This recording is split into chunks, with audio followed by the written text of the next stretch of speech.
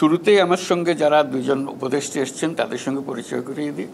এখানে আছেন আলী আজম, পরিচয় হয়ে গেছে অলরেডি, আগে খুব পরিচয়। দুজন ফরিদা আক্তার, ফিশারিজ মৎস্য প্রাণী সম্পদ।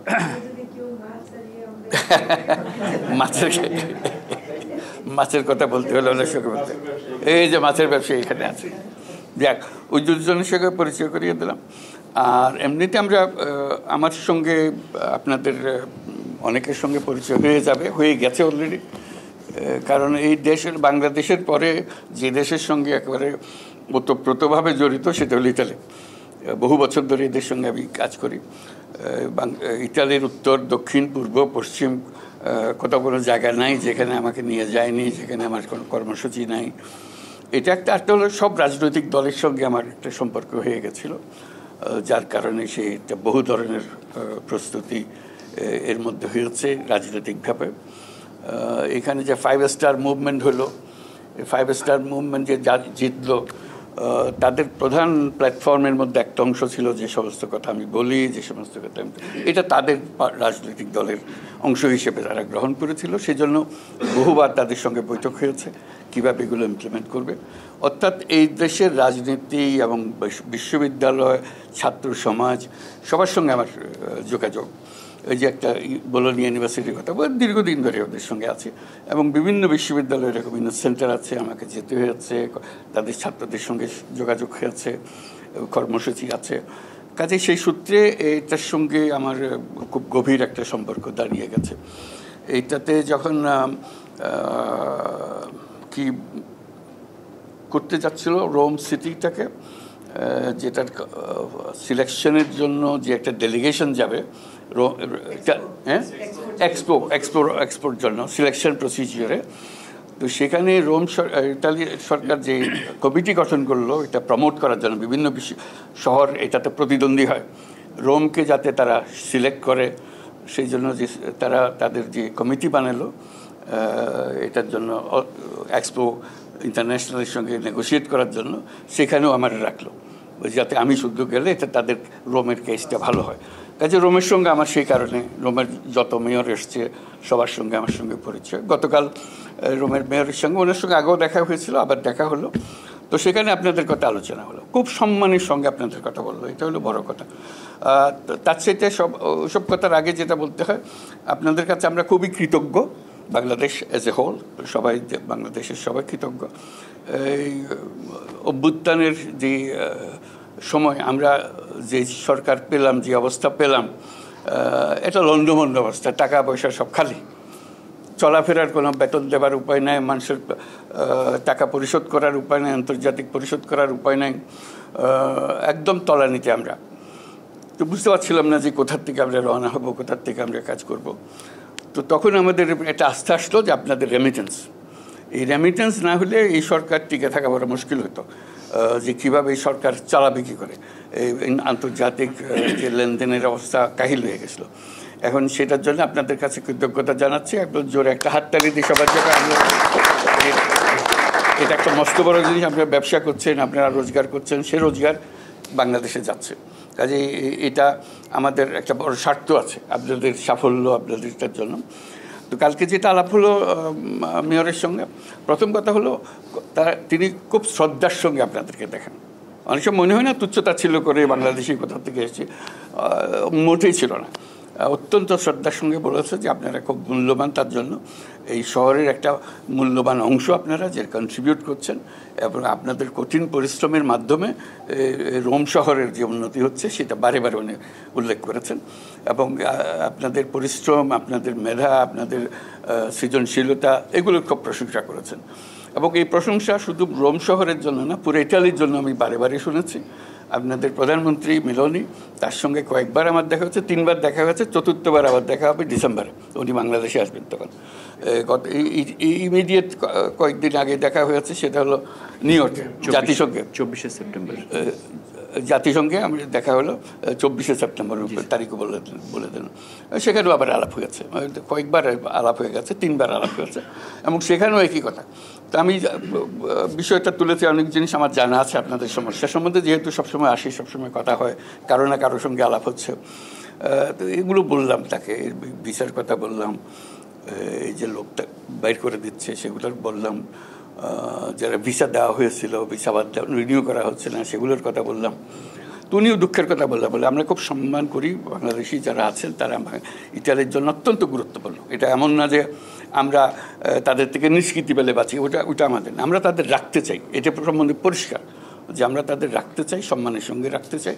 কিন্তু কতগুলো সমস্যা আছে, ভেজাল, এই বাংলাদেশ যেখানে যাচ্ছে এই ভেজালের একটা সৃষ্টি করছে, বলে এইটার থেকে আমরা বাঁচতে পারতেছি না, এটার থেকে নিষ্কৃতি বলে আমি বললাম যে আমরা দুই পক্ষ চেষ্টা করি, আমাদেরও কষ্ট হয়, যে তারাও কষ্ট পায়, আমরাও কষ্ট পাই, তারা ঠেকায় পড়ে এই সমস্যার মধ্যে পড়ে গেছে। এটা এমন না যে তারা আসলে দুষ্ট লোক, তারা ভালো লোক, কিন্তু পরিস্থিতির কারণে দুষ্টামি করে টিকতে হচ্ছে তাদেরকে। এটা দুষ্টামি করে যাতে টিকতে না হয় একটা পন্থা বাইর করতে হবে আমাদেরকে, সেও যেন সম্মানের সঙ্গে বাঁচে, আর তোমরাও যেন আইন কানুন মতো চলে, আমরাও শান্তিতে থাকি যে আইন কানুন মতো। তো সেখানে ইতিমধ্যে আলোচনা হয়েছিল আগে, সেই আলোচনার রেশ ধরে আমি বললাম যে এখন বলছি যে একজন যদি নিয়ে যাও, আমরা একজন নতুন আনবো, একজন ভেজাল লোক নিয়ে অদল বদল করে জিনিসটা পরিষ্কার হয়ে যাক, অর্থাৎ জিনিসটা পরিষ্কার, তাদেরও ইচ্ছা পরিষ্কার, আমরাও চাই যে পরিষ্কার। তো ওখানে একজনের পরিবর্তে একজন হবে না, একজনের পরিবর্তে দুজন হবে, এগুলো নিয়ে আমরা একটা আলাপ করছি যে কী করা যায়। এটা নিষ্কৃতি, এটার থেকে নিষ্কৃতি পেতে হবে, এটা উপায় নেই, আন্তর্জাতিক আইন অনুসারে, এবং বিশেষ করে ইউরোপিয়ান ইউনিয়নের সদস্য হিসেবে তাদেরকে এটা করতে হয়।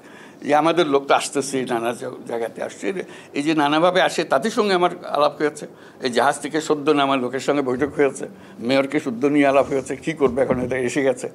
তো মেয়র বললো যে ঠিক আছে, এসে যখন গেছে আমাদের দায়িত্ব হলো তাদের গ্রহণ করা, তাদের এখানে সেটেল করা।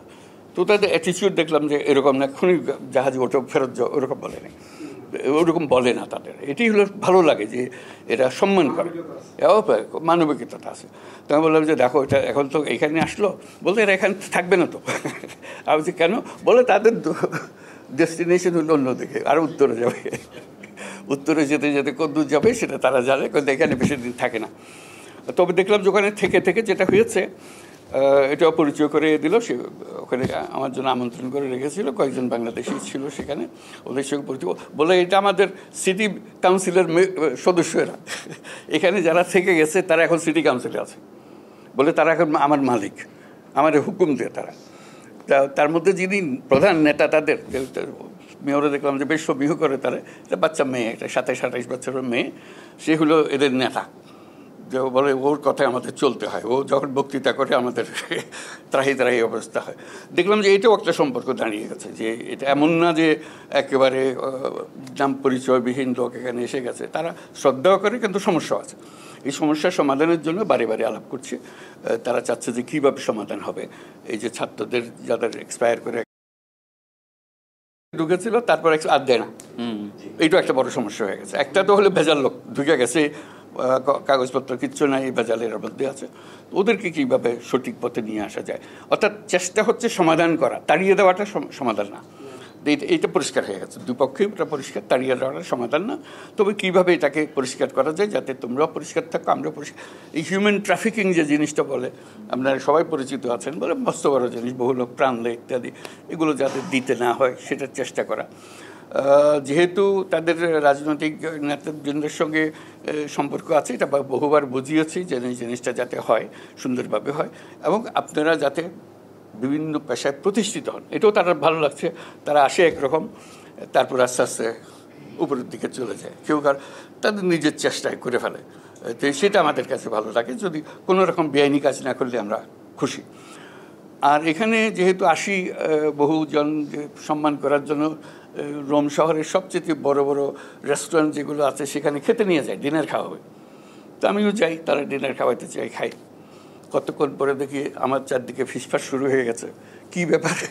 একজন বাংলাদেশি পাগল, সে এসে সালাম দেয়, কেন ফার্স্ট আর একটু কথা বলবো, কী বল, সবাই ভেতরে কিচেনে অপেক্ষা করতেছে, আপনার সঙ্গে একটু দেখা করবে। তো মালিক আসলো, মালিকে বললো যে হ্যাঁ আমাদের এখানে বাংলাদেশি আছে, বলে আমরা খুব কৃতজ্ঞ বাংলাদেশের প্রতি, বলে আসলে রেস্টুরেন্ট তারাই চালায়, আমি শুধু টাকাটা দিই।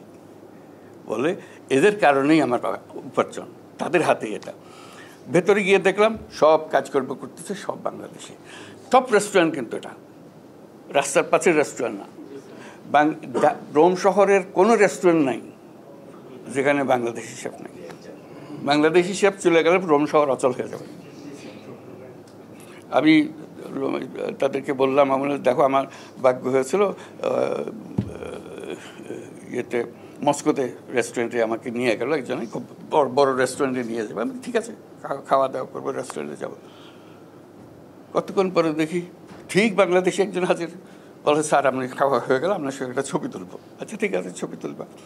তো বলে তারপর যখন ছবি তোলার জন্য হলো বলে একটু কিচেনে আসতে হবে। কিচেনে গিয়ে দেখি অনেক আরও মস্কোতে, এবং এটা হলো টপ রেস্টুরেন্ট মস্কোর, তার মধ্যে পুরো জিনিস চালাচ্ছে কিন্তু ইটালিয়ান খাবার খাওয়াচ্ছে। মস্কোতে ইটালিয়ান খাবারের জন্য বেস্ট রেস্টুরেন্ট হলো বাংলাদেশি শেফের তৈরি খাবার। এটা তারা সবাই বোঝে এখন, বাংলাদেশি শেফ না হলে বেস্ট রেস্টুরেন্ট হচ্ছে না। এবং ইটালিয়ান খাবার, এটা বাংলাদেশি খাবারের জন্য আসতেছিল তারা, ইটালিয়ান খাবার, এবং এরাই ভালো, সবচাইতে ভালো। কাজে এইটুকু সম্মান নিয়ে এসছে। গতবার একবার যখন এসেছিলাম একটা সিনেমার দিকে পোস্টার দেখতেছিলাম, একটা বাংলাদেশি ছেলে তৈরি করেছে চারদিকে, হ্যাঁ কী নাম, বাংলা, নামটা হলো বাংলা, দেখেছেন কিনা জানি না। আমার সবাই বললো যে এটা তো দেখতে হবে, আমি হ্যাঁ আমিও দেখবো একটু। চলো, তো দেখার জন্য নিয়ে গেল। দেখা যে তার মা বাপ যত আছে সবাই আসলো, সেই ছেলেও আসলো যে করেছে আমার সঙ্গে দেখা করার জন্য। করে ওই ছবিটা সবাই মিলে দেখলাম। এই বাংলাদেশিদের এই কাহিনী আপনারা নিশ্চয়ই দেখেছেন, এটা শুটিং খুব মজা লাগলো। যে মানে আমি বলছি যে কত দিকে এটা শুধু রেস্টুরেন্ট চালাচ্ছি, ব্যবসা করছি, আন্তর্জাতিক ব্যবসা করছি তা না, কালচারের মধ্যে ওটা গেছে, এবং সম্মান খুব ভালো রিভিউ পেয়েছে ওটা। কাজে এই সম্পর্কটা কীভাবে গড়ে তোলা, আপনারা জায়গাটা করে দিয়েছেন, হার্ডেস্ট পার্ট আপনারা করেছেন। নেক্সট যারা আসবে তারা তৈরি জিনিসের উপরে যাবে, এবং আসবে, আরও আসবে। আমরা চাচ্ছি যে আসুক, ইতালির সঙ্গে পরিচয় হোক, ইউরোপের সঙ্গে পরিচয় হোক, তাতে বাংলাদেশের অনেক উপকার হয়। ইয়াং ছেলেবেলারা দেখে থাকে আমরা যেতে পারবো, আমরা এরকম করতে পারবো। ওনারা যেরকম উন্নতি, ওরা সাহস করে এসছেন। আমরা তো জানতেন না যে এত বড় ব্যবসা করতে পারবেন। যখন এসছেন অনিশ্চয়তার মধ্যে এসছেন, অনেক দুঃখ কষ্টের মধ্যে এসছেন, অনেক জানা ছিল না কী করব ইত্যাদির মধ্যে এসছেন। তো সেখানে এসছেন। কাজে আপনারা একটা রোল মডেল, আপনাদেরকে দেখে দেখে অনুপ্রাণিত, জাতীয় অনুপ্রাণিত হচ্ছে। কাজেই এরাও সেই সম্মানটুকু দিচ্ছে। আমরা এরকম মনে করি না তারা বড় তুচ্ছতাচ্ছিল্য করছে, মোটেই না। আমি একবার গ্যারান্টি দিয়ে বলতে পারো তারা অত্যন্ত সম্মান করছে, কারণ তাদের অর্থনীতি বেঁচে আছে আপনাদের জন্য। তা না হলে তাদের অর্থনৈতিক সংকট হতো। এখন বাংলাদেশের লোক এটা যে একটা স্থান করে নিতে পেরেছে, ইটালি হলো সবচাইতে বড় উদাহরণ। অন্য জায়গাতেও হবে আস্তে আস্তে, কিন্তু ইটালি পথ দেখিয়েছে। তো সেই জন্য আবার জাতির পক্ষ থেকে আপনাদের সবাইকে ধন্যবাদ জানাই। নিউ ইয়র্ক থেকে সম্প্রচারিত TVN 24 টেলিভিশন, বিশ্বজুড়ে বাঙালির কণ্ঠস্বর।